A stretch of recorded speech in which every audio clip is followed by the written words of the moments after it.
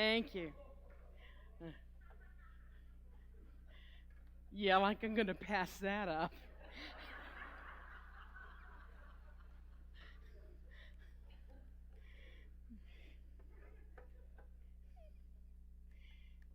Oh, golly.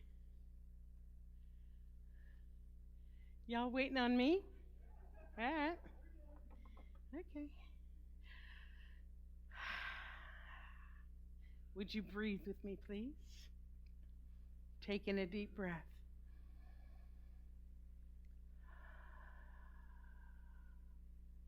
And again.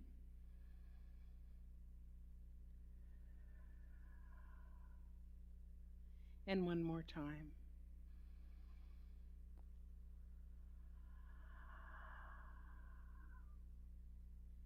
Isn't that wonderful how that just puts us all on the same page? We've inspired with one another. So I want to ask a question. Has anybody here ever worked for a living?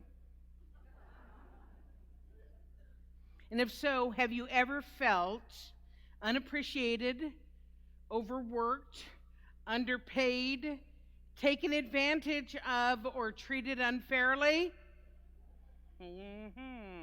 If you said no, you're excused.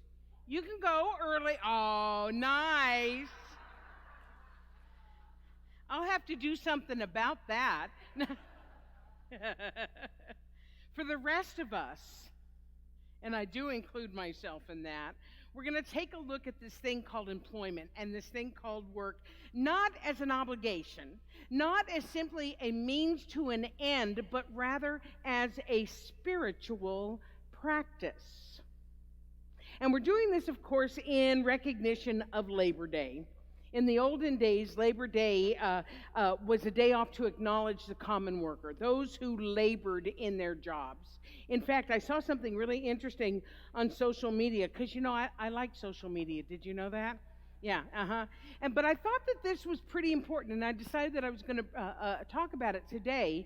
I don't even know who wrote it, but it says, this Labor Day long weekend is brought to you courtesy of human rights activists who fought for child labor laws, worker safety regulations, the 40-hour work week, weekends, maternity and recently paternity leave, anti-harassment, anti-discrimination laws, pension security, and holidays.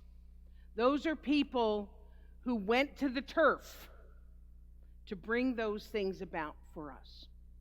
Just want you all to think about that.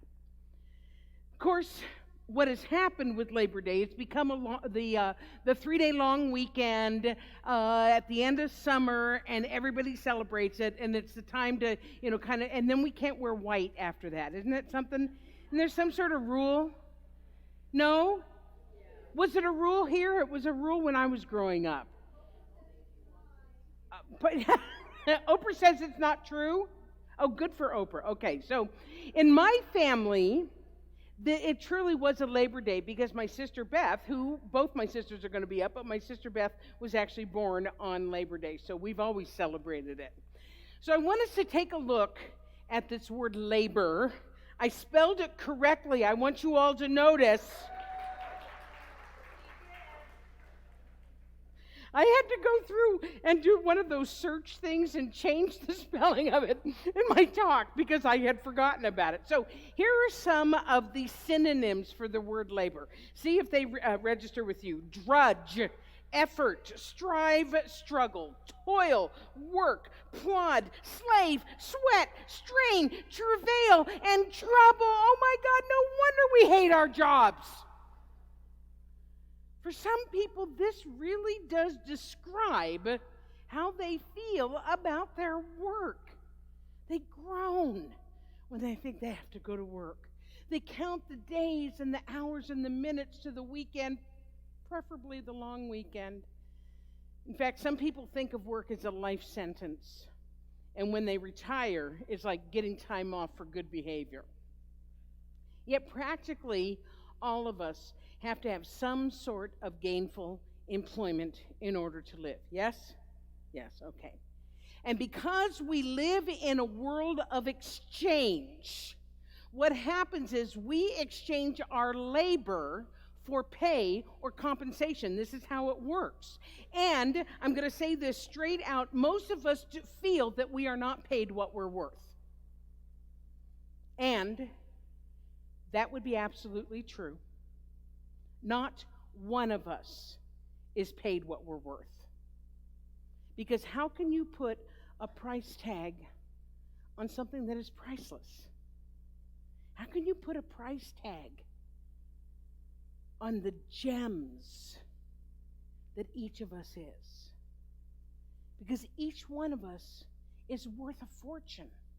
Because each one of us is a divine expression of the all and everything, of the universe. Each one of us is precious beyond measure. We cannot put a price tag on that. So surely this activity that we call work has to be based on something more than just getting paid. Because none of us is paid what we're worth. Can I get an amen to that? Okay. So, as spiritual beings having this human experience called work, the question becomes, how are you approaching your work? Are you seeing your job as a means of expressing the divine? Are you going to do the work that you do and giving what you are giving as a valuable, meaningful gift energetically? In other words, what you are giving, are you really seeing that that exchange is happening? Are you recognizing that how you do your job is a reflection of how you see your value, your worth? In other words, we may feel that we're not being paid what we're worth. We've already established that. But are we also giving what we're worth? So ask yourself this. Are you giving your absolute all to the work that you have chosen to do? And I do say chosen to do because nobody is making you do the job that you're doing. You may feel obligated to do it. You may feel compelled to do it. You may feel as if there's nothing else to do. But in this teaching, we believe in self-responsibility. We believe that we choose what we do, how we act, and where we work, and what we think about when we're working. Are you with me? Okay, here's what Ernest Holmes had to say about that. He said, man is free to choose anything which he wishes, but he must accept the responsibility for his choices, because inexorable law will create his experiences according to his choices. Everybody go like this. Inexorable law will create your experiences according to your choices. So what are you choosing to say and think and act about your work? What are you choosing to think about when you're there? Are you railing against how unappreciated you are, how underpaid you are, how everyone you work with is a jerk? Then that's what you're giving out into the universe, and guess what? It comes back in kind. On the other hand, I have a hair. Hold on.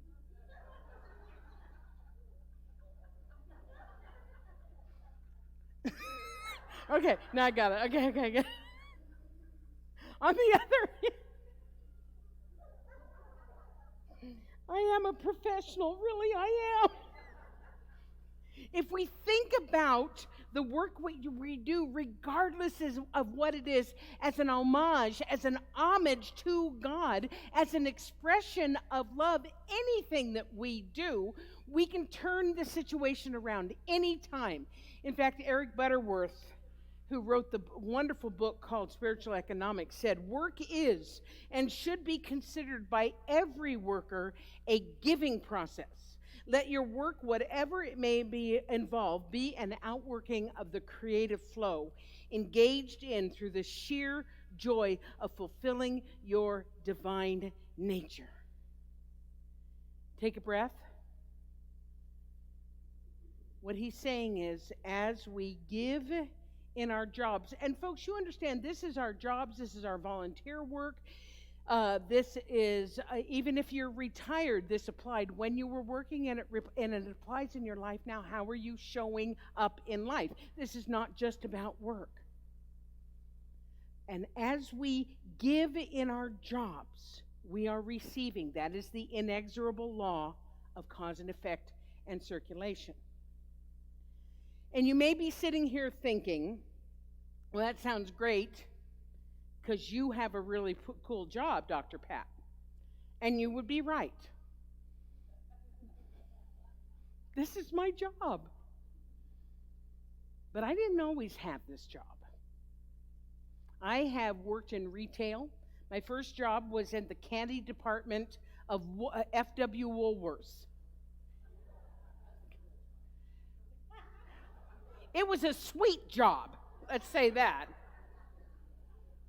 I've cleaned houses. I've stuffed envelopes. I worked as a gas station cashier, graveyard shift. I was an administrative assistant many times. I was a bartender, and I was a switchboard operator, all with a university degree. I've had to answer to multiple demanding bosses. I worked for a crazy man and his son-in-law. In fact, every boss I ever had for years was a jerk. So I want you to think about the odds of that. That every single person I worked for was mean and demanding and unappreciative and a demeaning jerk. Remember how I said we are a teaching of self-responsibility? So is it possible that maybe the odds were better that all my bosses were jerks because I was the common denominator? Was it possible maybe that I had an attitude and I expected far more than I was willing to give? Because the truth is, it wasn't until I learned this teaching, and it wasn't until I shifted my attitude about work from being a victim to being a self-responsible person, when I went from being a taker to a giver, that my experience with work and bosses changed. And here's what's also interesting is when I changed how I showed up on the job, the kind of jobs I had changed as well. Is this making sense? Yeah. That's how I manifested this cool job. By learning how to appreciate what I was currently doing at the time, which was no different than the other jobs that I had had, except what was different was me. And I started seeing my work as a spiritual practice. Eric Butterworth also said this: see your work not just as a place to tediously make a living, but an opportunity to joyously live your making. Look at your work in terms of the privilege it gives you to grow as a person. After all, growth is what life is all about. So this may sound very sweet. It's good for Sunday morning. It's Labor Day, yay. But practically speaking, how do you make your work a spiritual practice? How do you do that? You can talk about it, but how do you actually do it? Well, guess what? I have tools. I like to give you tools. So here are some tools that are going to change it from being toil and labor to a labor of love. So the first one is Start your day with a prayer. Now, I know prayer is kind of one of those words like, oh, I don't want to use the word prayer. So use whatever you need to make that work for you. Use it as use the word positive thought or contemplation or something like this. I think most of you are already doing some sort of spiritual practice. So what I'm saying is add into that an actually focused prayer. Everybody get out your phones right now. If you're still on a job, get out your phones right now. Seriously, I'm not joking. Nobody's moving. Okay. Okay. Because I'm giving you a prayer. And you're going to want to take this home with you. It's good. As I go to work today, I go in love. I do the very best work I am capable of because I am expressing life in my own individual way. There is no one else who can do this work just like me. So regardless of my situation, I am doing unique and special work. I rejoice in my ability to participate in the exchange of energy with the universe through my work. And so it is. It's good. It's affirmative prayer. You say that every day or something like it every day, it is going to serve you. Here's another one. Throughout the day, remind yourself of the spiritual truth. For every activity you do, say an affirmation or a statement of truth. For instance, when you answer your phone, or you look at your phone and you see the number of someone you don't want to talk to, or you know it's going to be a complaint, or whatever it is, say to yourself, this is spirit on the other end. Spirit talking to spirit. When you're given a new assignment, I am grateful for this opportunity to learn. If things get frustrating and difficult, use an affirmation to remind yourself of the truth. Simple ones like, I am one with life and life is working through me. I choose love over this situation. I'm so happy there's only 2 more hours to go. Make it work for you.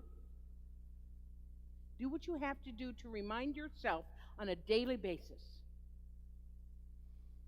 Keep a visual reminder of spirit in your work area. Most of you have pictures of your kids or your pets on your phones. That's great. So that every time the phone goes, that type of thing. So put something where you can see it that also reminds you of spirit, of life with a capital L. Doesn't have to be conspicuous. It doesn't have to be a shrine. A picture of something lovely in nature, someplace you want to go, or a beautiful piece of art that inspires you. Other people will see a pretty picture, but you will know that it is a reminder of the promise of life, that life is working through you, living through you as you. Do the best job you can, regardless of who notices. Once again, this comes back to the reason that we're working. If we're working just to earn a paycheck, then yes, we want our boss to know that we're doing a good job. But when we are doing a good job, regardless of who's watching, we are honoring the creative source of our being. You all know that the definition of integrity, right? It was just there. Excuse me, I have hair on my tongue. No, I'm just kidding. Doing the right thing, even when nobody's there to see it. Doing the right thing, even when there's nobody there to see it. The same thing in do your best job, even if your boss isn't there to see it. Because by honoring our source, which is what we're doing, we're reminding ourselves that we're part of it. View your work as being in service to others, because every job is helping someone else. Every job is helping someone else. Whether you're flipping burgers or selling or building houses or teaching children or cleaning bathrooms or working in the candy department of FW Woolworth, see your work as a means of giving back. Because we know, especially you all, because you're so conscious, we know that when we give ourselves in service, we receive back in kind. That is the law of circulation. It is the law of cause and effect. It's the law of reciprocity. It's the law of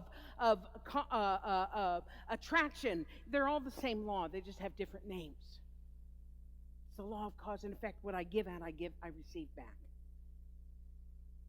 Here's a good one. Work hard, but don't be a workaholic. In other words, don't make your work your only identity, because it isn't. It's not the only way that you are expressing God in your life. So take time out for yourself. Take time out for your family, for your friends. In fact, taking time off is a spiritual practice. And we know that because the Christian Bible tells us that. It tells us to take a Sabbath, yes? I believe wholeheartedly in taking time off. I'm good at self-care because I know how important it is. I'm going to be self-caring myself a lot this month. So work when it's appropriate to work, and play when it's appropriate to play, and rest when it's appropriate to rest, because life and work is about balance. And we live in a balanced universe. So if you follow these very simple steps, it is possible to turn your work around to a spiritual practice. Because the truth is, when we look for and see the good in everything in life is spiritual practice. Saint Jose Maria Escriva said this: God exists for us every day in the laboratory, in the operating theater, in the army barracks, in the university chair, in the factory, in the workshops, in the fields, in the home, and in all the immense panorama of work. Understand this well.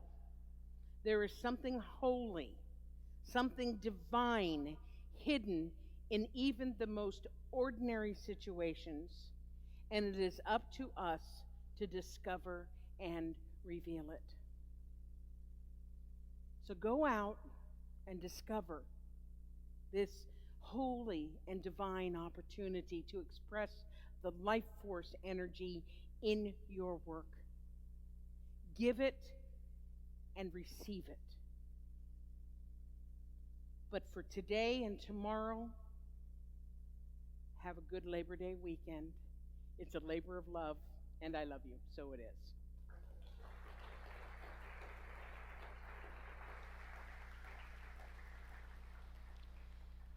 So I got to tell a little story before Sonia comes up.